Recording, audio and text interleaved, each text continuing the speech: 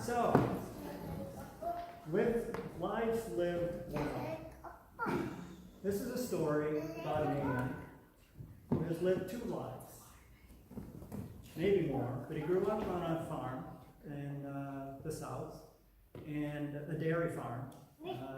Family was prominent, but he was not, they weren't rich by any means. They were connected politically through his grandfather mostly. But as I alluded to earlier in the morning, this gentleman goes on, his name's John Kitchen, goes on to be a pre-med student, goes on to medical school at Wake Forest, and starts a practice in neurology. Through an interesting set of circumstances, he gets double credential, decides to quit his original neurology practice, goes to the University of California, San Diego area for an internship to be double credentialed in psychiatry as well as neurology. He becomes extremely successful. I mean, extremely successful. Multiple cars, Ferrari, multiple mansions. He even started an exotic animal farm at one point in time. He was living this fantasy life that he thought, because of the modest means that he'd come from, that he'd sort of made it. He was living the American dream. He even talked about, people can envision, they actually talked about Michael Jackson and how he got caught up in his Neverland thing and came up with these exotic outfits and costumes, the one glove and all this stuff. Well, John, he didn't know whether Michael Jackson did it first or he did it first, but he came up with it. He was trying to be this persona. And so he said, people would wear a suit and tie.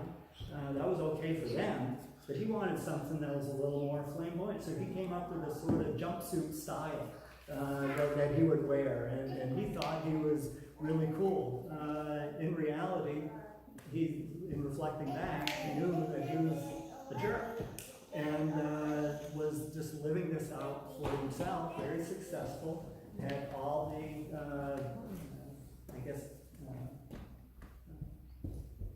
capture, but he summarized it by saying, he talked about it in very simple terms of a roulette wheel. And if you had 10 chips, he put, at that point in time in his life, he put all his chips on black. He pretty much resigned himself to the fact that he was a jerk. That's who he was. That was the life he was living. And so that's what he was going to do. That's how he was going to live. Until he came across a patient, 91 years old. They're in the line of the cafeteria. And he saw this 91-year-old man, and he's rolling food on his tray. And he said, I thought I'd bust his chops a little bit. So I said, hey, young man, he says, what does a guy like me need to do in order to make it to the age that you have? And he said, the man looked right at him, and he said, do what you want to do. And that was it. And up to that point, John said that this was the most honest, insightful answer that up till that point, he'd done everything because of what society, what his parents, what you were supposed to do, and had never really thought about what he wanted to do. And right around that same time, he also came up, and irony is that he developed a neurological condition. And I've got to look it up because I can't.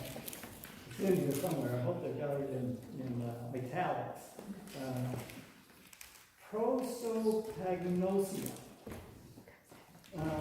where you suddenly and simply cannot recognize faces anymore. They're just a blur. So he gets diagnosed with this, and he immediately recognizes the fact that his practice as a neurologist and psychiatrist is pretty much over. I can't do it. And so he talks about, so what am I going to do? He says, I reflected on what am I going to do? And it kept going back to this gentleman that said, do what you want to do. And so he closed the practice. He made the decision that no, a lot of people would have chosen to crawl under a rock and feel sorry for themselves and die. And he says, no, he says, I think I've got a better option here.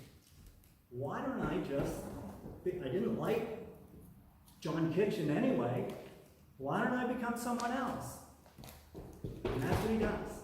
Sells everything, moves into a one-room apartment off of Pacific Beach in San Diego, comes up with this new persona that is given to him by the people in the community.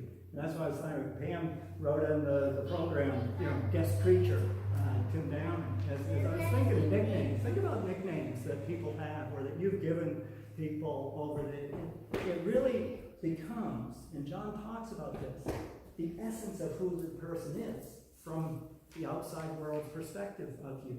And ancient cultures used to do this. They would be known.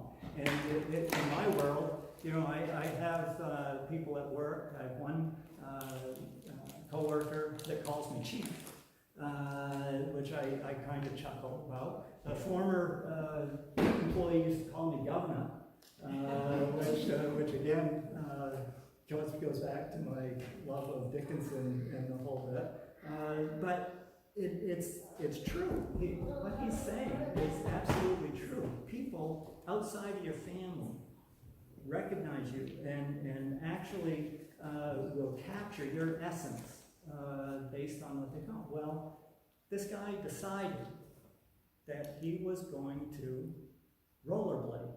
He loved rollerblading. And so that's what he does. Every day. All day. He rollerblades up and down the boardwalk of Pacific Beach. And everyone knows him. And they gave him this nickname, which he has now goes by. And it's Slow-Mo. John Kitchen became Slow-Mo.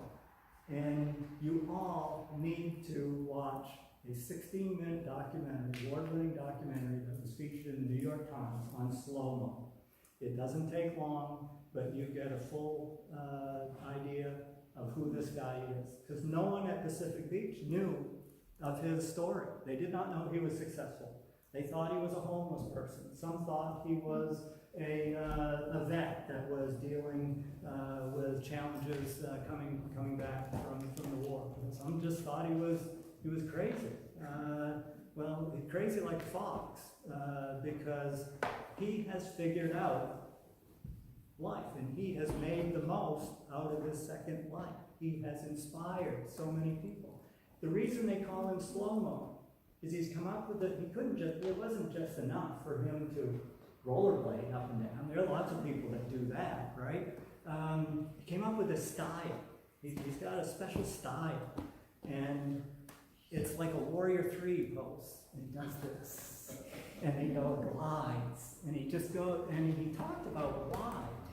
Because he still is extremely intelligent. He understands the brain and neurology and how all the physiological aspects of our body. And what he talked about is when you do the side-to-side motion like this, and you're getting, there's this thing of acceleration that happens, and it affects the bones, and it stimulates the bones in your inner ear. And it gets, in his mind, he describes it as being connected with the earth. It gets him connected. But what it also gets him to do is to get in what he calls the zone. And he gets very, I talked about the roulette and the fact that you had red and you had black. Well, in his new persona, as Slow-Mo, he figures out that that wasn't, he's not putting all those chips on black anymore. He kind of hedges things. He put half on red and half on black. And at first I was saying, well, gee, that's kind of, you need to be fully committed. And he clarifies and says, no, I'm fully devoted to the fact that there is a God and there's a high being. I accept that completely. But in order to get into the zone and for us to be the best of ourselves and to fully utilize our gifts and talents, we need to we have to stimulate the right side of the brain, the creative side of the brain. And for all those scientists and mathematicians who don't have the ability and capacity to do that, they can't, they're not the exceptional, most prolific and the ones that are helping society the most.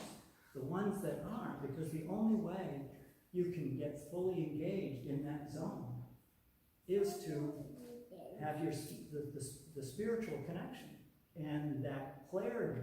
And what he's talked about is things that I've talked about before when I've had the blessing to come up and share, is what is it that is interfering with you having a full and clear relationship with God?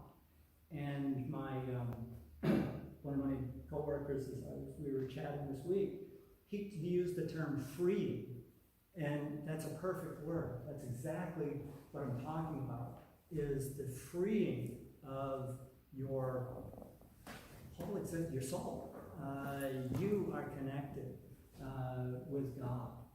I talked earlier this week at Brad. It was very convicting because, you know, when your pastor says, "Oh, I'm sure it's going to be a spirit-led thing," you know, you kind of feel a little pressure. It's like, oh my gosh, I hope the Spirit does say something to me. He usually does, but I got to thinking about, and I sent him an email on this about the Trinity and my relationship with each of the personas of the Trinity. And we have God the Father, and much like I mentioned in open prayer, you know, David lashes out at God the Father a lot. Jesus did, right, on the cross. That pretty much identifies my relationship historically with God the Father. I usually pray to the Father when I'm not happy with something, I don't understand it. And just like Jesus, you know, Father, why have you forsaken me? Why did you let this happen?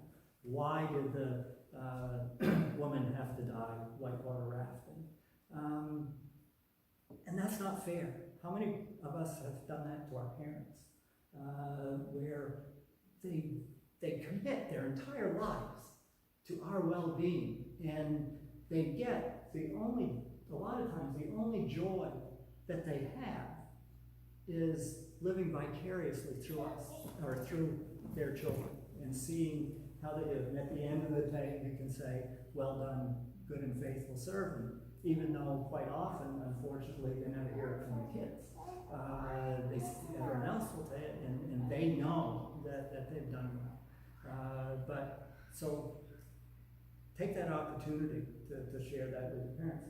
Then we get to Jesus, and Jesus is such a wonderful, perfect unit. He lived the perfect life that none of us could live. And he's there for us, and you can talk to him. And I do. I talk to him, and he talks back. And we have this wonderful give and take where he makes me better. And I never lash out at him. I lash out at the Father. But it's that sort of brotherly type relationship that Jesus offers for us. And then we've got the Spirit who guides us if we allow ourselves to be guided. It provides the moral compass if we choose not to screw it up with the things that we've been taught. So Slow-Mo is an amazing person, because I asked you to be prayed about the things that we love to do. I couldn't make the full leap like Rich Roll and Slow-Mo did to completely go. But I want to be happy in life. And God has given me insight as to what makes me happy. And as a result, it's made me better. I ride my bike to work. It's 20 miles. And people think I'm crazy. 86 degrees, you ride 100 miles. Father's Day weekend. What are you going to do for fun, Tim? Well, I think I'll ride 100 miles up to Rangeley and back. I love it. And those of you that, actually I wish Lorraine was here, because Becky may be too young to know, but as a kid I didn't come to church. I would either be playing basketball at the garage, or I'd be on my bicycle riding around in the neighborhood. And the Pullmans would go by and they would wait. And the Carpenters would go by and they would wait. And I was on my bike, and I think back on that, and they never judged. They just waited and smiled. And that's made me feel good about the fact that I wasted a large part of my childhood just riding my bike. Why did I do it? Because I liked it. So I still do it. And the other thing but what is, the reason I share that is I have coworkers that have seen me do this now for 30 years. And they said, we know when Tim starts to ride his bike, because he comes up with ideas. And some of them may seem a little crazy, but he's a better CEO. My wife will tell you, I'm a better person. She tells me that when I ride my bike, I am more mellow than when I'm not. And that's what John talks about, or Slow-mo, because you have to be comfortable with yourself in order for you to be able to help others. And if you are not going to be able to connect. You're not going to have that level of awareness that will indicate what folks need and what they don't. So John's Slow-mo, completely inspired by this. He's now in his 70s, and he still skates every day, all day. 9 o'clock, gets up, skates till about 5, and then he goes back. Interestingly enough, what's he do when he goes home? He watches the news. He's fascinated with world politics, and which it makes explain why he needs to skate all day to get that out of his system. But he closed the interview, 2 hours of the interview. If you're interested, it's Rich Roll, podcast number 94. And I've listened to it all week. But he uses, when he gets into the zone, he talks about reaching the very, very pinnacle of an ice. He uses the iceberg analogy, but doesn't use it like most of us use it. People say, oh, it's just the tip of the iceberg, right? He thinks of it just the opposite. He says, at the top of the iceberg, he says, when I'm in the zone, he says, I have reached the very, very pinnacle. But in order to do that, I had to overcome so much that was submerged under the water. And so few people are able to get up to that because the surface, there's something that is restricting them from getting into that surface. And that's why I wanted to share this with you today. The message does not have a lot of religion or teaching. I love to tell stories. I leave the teaching to Brad because he does it so very, very well. But please know that that the gospel is intertwined and woven in this entire message. It is the Old Testament, the New Testament, and what Jesus calls us to do, what he wants us to do, the relationship that he wants us to have. But we have a responsibility to that, and that is that we need to do what we want to do. And that is very, very difficult in this new world.